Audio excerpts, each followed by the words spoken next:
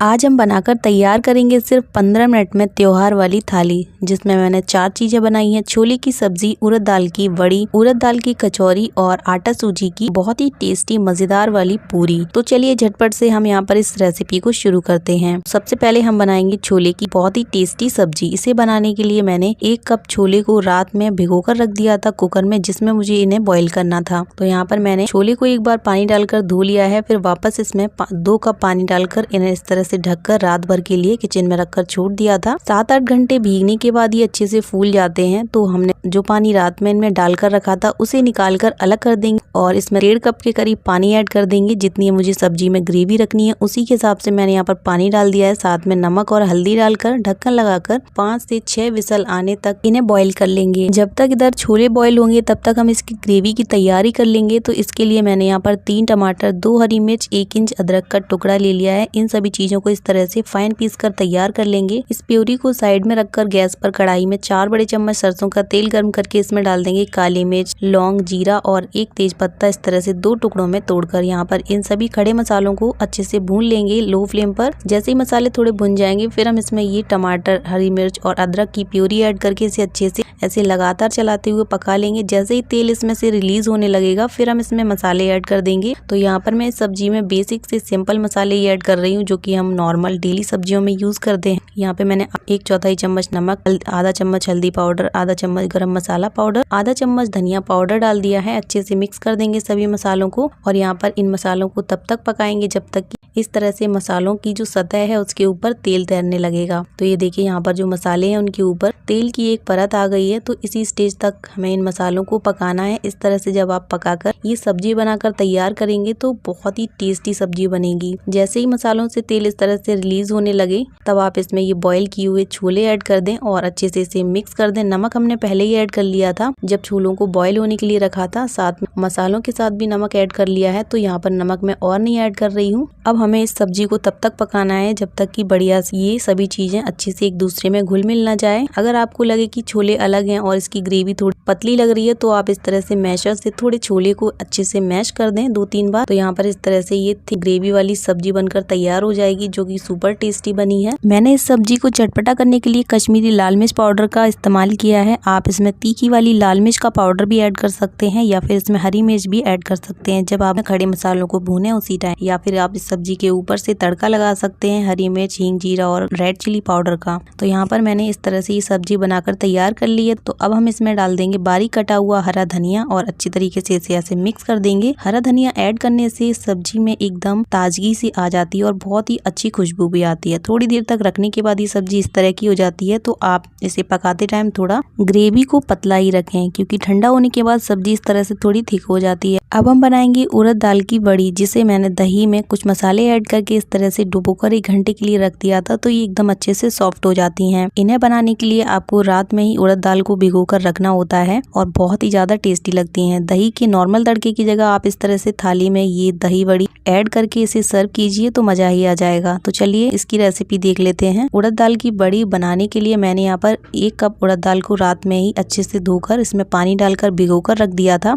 7 से 8 घंटे भिगोने के बाद जिस पानी में मैंने इसे भिगोकर रखा हुआ था उसे निकालकर अलग कर देंगे और एक बार इसे नॉर्मल पानी से और वॉश कर लेंगे। यहाँ पर ये दाल अच्छे से फूल गई है। जब आप इसे ऐसे कट करेंगे तो ये आराम से कट हो जाती है। तो क्या करेंगे, पानी में से निकालकर दाल को मिक्सी के जार में ट्रांसफर कर लेंगे और इस दाल में बिना पानी डाले हुए इसे हमें इस तरह से दरदरा पीस कर तैयार कर लेना है। आप चाहें तो दाल को फाइन भी पीस सकते हैं, लेकिन इस तरह से दरदरा टेक्सचर रखते हैं ना तो वड़ियाँ बहुत ही मजेदार लगती हैं खाने में। दाल को पीसते टाइम आपको इस चीज का ध्यान रखना है कि इसमें पानी बिल्कुल भी ऐड नहीं करना है, क्योंकि इसमें पहले से ही भीगी हुई होती है तो मॉइस्चर होता है। उसी में ये थोड़ी थोड़ी देर में मिक्सी को रोक रोक कर चलाते हुए आप इसे दरदरा पीस कर तैयार कर लें। अगर आप इसमें पानी डालकर पीसेंगे तो जल्दी पिस जाएगी, लेकिन पतली हो जाएगी तो इसकी वड़ियाँ अच्छे से नहीं बनेंगी। तो यहाँ पर मैंने बिना पानी डाले हुए दाल को इस तरह से दरदरा पीस कर तैयार कर लिया है। इसे मैंने एक बोल में ट्रांसफर कर लिया है। इसमें नमक और काली मिर्ची का पाउडर ऐड कर दिया है। अब अच्छे से यहाँ पर नमक और काली मिर्ची के पाउडर को इस दाल में मिक्स कर देंगे और थोड़ी देर के लिए इसे कवर करके छोड़ देंगे, तब तक के लिए जब तक कि हम यहाँ पर इन वड़ियों के लिए दही का मसाला तैयार कर लेंगे। तो यहाँ पर मैंने इस पेस्ट को मिक्स करके कवर करके रख दिया है। अब मैं यहाँ पर एक बर्तन में ले रही हूँ दही, जिसे मैंने अच्छे से फेंट लिया है। इसमें थोड़ा सा पानी ऐड करेंगे। अगर आपको थोड़ा सा रायता पतला चाहिए हो तो आप ज्यादा पानी ऐड कर लें, नहीं तो आप इसमें थोड़ा सा पानी ऐड करें, जिससे कि ये दही बहुत ज्यादा पतला भी ना हो और बहुत ज्यादा थिक भी ना रहे। तो यहाँ पर पानी ऐड करके अच्छे से मैंने इसे मिक्स कर दिया है। अब इसमें ऐड कर रही हूँ टेस्ट के अकॉर्डिंग नमक, रेड चिली पाउडर आधा चम्मच के करीब भुने हुए जीरे का पाउडर। अच्छे से मिक्स कर देंगे इन सभी मसालों को और यहाँ पर इस तरह से हमारा ये दही बनकर तैयार है, जिसमें कि मैंने नॉर्मल बेसिक से सिंपल मसाले ही ऐड किए हैं। आप इसमें और भी चीजें ऐड कर सकते हैं। अब इसे साइड में रख देंगे और हमने जो नमक और काली मिर्ची डालकर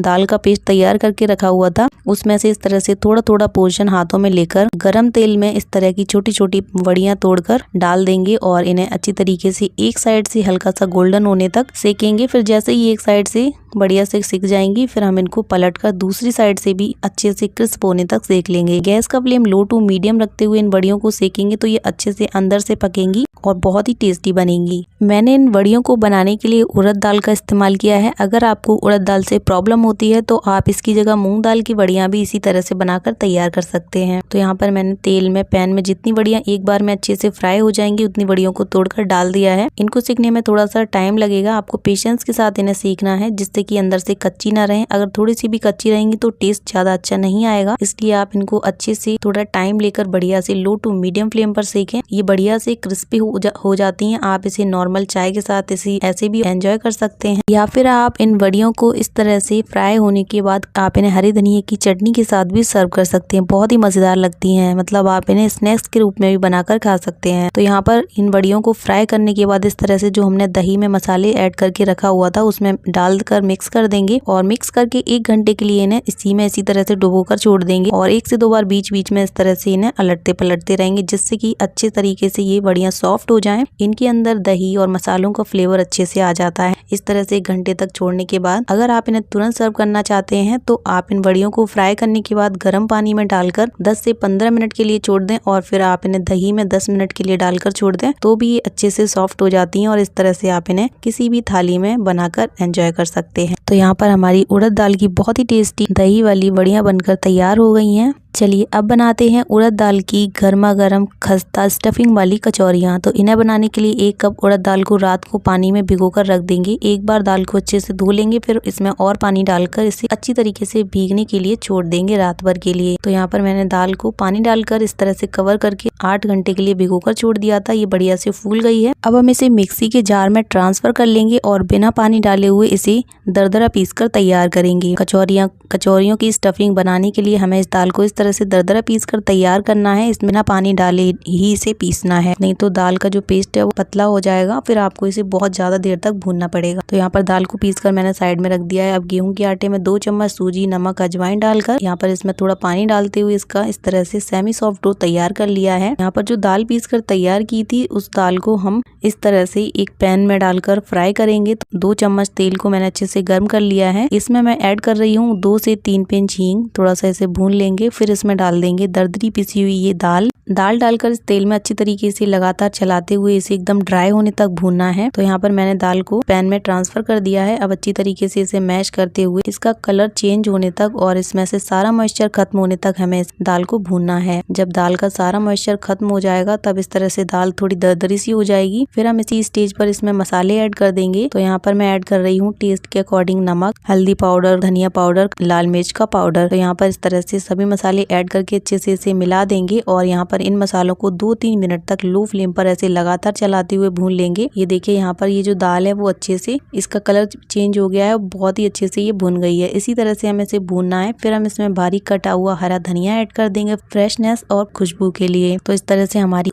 उड़द दाल की कचौरी के लिए उड़द दाल की बहुत ही टेस्टी स्टफिंग तैयार हो गई है। तो इस तरह से इसे एक बर्तन में ट्रांसफर कर देंगे जिससे कि ये पूरी तरह से ठंडी हो जाए। उड़द दाल की स्टफिंग की जगह आप चाहे तो मूंग की दाल भी इसी तरह से स्टफिंग बनाकर तैयार कर सकते हैं। यहाँ पर मैंने इस स्टफिंग को एक बर्तन में ट्रांसफर कर दिया है और इस तरह से इसे थोड़ा सा फैलाकर रख देंगे जिससे कि अच्छे से ठंडी हो जाएगी। यहाँ पर जो हमने आटा लगा कर रखा हुआ था इस आटे को एक बार और इस तरह से मसलते हुए थोड़ा चिकना कर लेंगे। फिर इसमें से छोटे छोटे पेड़े तोड़कर इनकी स्मूथ लोइयां बनाकर तैयार कर लेंगे। तो यहाँ पर मैंने एक साथ सभी लोइयों को बनाकर रेडी कर लिया है। अब इसमें से एक लोई लेकर इसको अच्छे से दोनों साइड पर ऑयल लगा लेंगे और फिर इस लोई को इस तरह से कटोरी नुमा शेप देकर इसमें उड़द दाल की जो स्टफिंग ठंडी हो गई है उसको इस तरह से फिल कर देंगे और इस स्टफिंग को अंदर दबाते हुए ऊपर आटे की साइड्स को उठाते हुए साइड्स को चिपका देंगे और यहाँ पर हमारी लोई की स्टफिंग तैयार हो गई है। तो इसे हथेलियों से इस तरह से थोड़ा थोड़ा रोल करेंगे और फिर हल्का सा इसे फ्लैट कर देंगे। फिर इस पर थोड़ा तेल या फिर सूखा आटा लगाकर आप इसे हल्के हाथों से रोल कर लें। यहाँ पर इस कचौड़ी को बनाने में आपको कोई भी प्रॉब्लम नहीं आएगी। बहुत ही टेस्टी और बहुत ही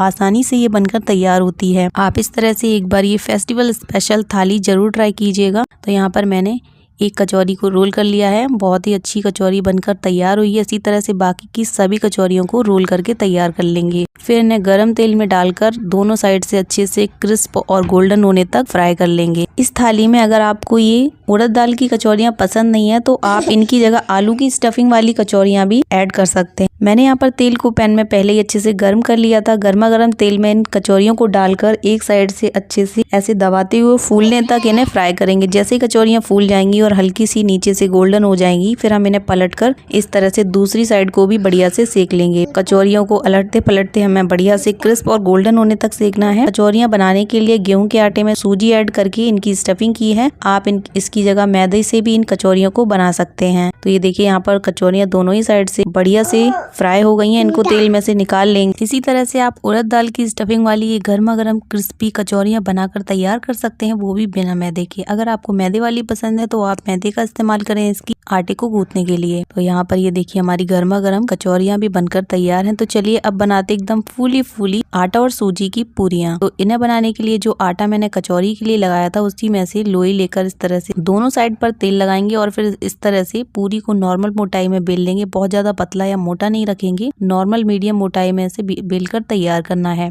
और इस तरह से गरम तेल में डालकर यहाँ पर पूरियों को भी फ्राई कर लेंगे। पूरी तेल में डालकर इस तरह से थोड़ा सा दबाते रहेंगे जिससे कि बढ़िया से फूल जाती है। एक साइड से पूरी अच्छे से सिक गई है, पलट कर दूसरी साइड को भी सेक लेंगे बढ़िया से। यहाँ पर हमारी फूली फूली पूरियां भी बनकर तैयार हो गई हैं। तो अब हम यहाँ पर थाली लगा लेते हैं। होली हो या दिवाली, इस तरह से ये थाली तैयार कीजिए और एंजॉय कीजिए।